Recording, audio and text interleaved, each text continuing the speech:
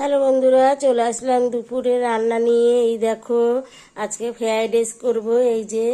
এই দেখো চালটা ভিজিয়ে রেখেছি, আর এই দেখো গাজর, আর এই দেখো বিনস, ক্যাপসিকাম, এই যে আলু কেটে রেখেছি, এই যে মাংস ধুয়ে রেখেছি, এই যে পেঁয়াজ,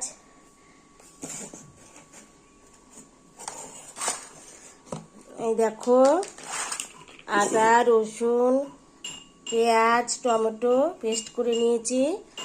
আমি সব রেডি করে নিয়েছি। এখন রান্নাটা বসিয়ে দেব। আমি রান্নাটা বসিয়ে দিয়েছি। এই যে একটাই মাংস করব, আর এই দেখো আমার মাংসটা হয়ে গেছে।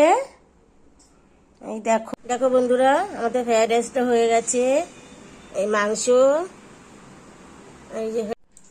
তো শুভ দুপুর বন্ধুরা, আজকে দুপুরের মেনুটা কেমন লাগলো একটা কমেন্ট করে জানিও। চলে আসবো নেক্সট ভিডিওতে।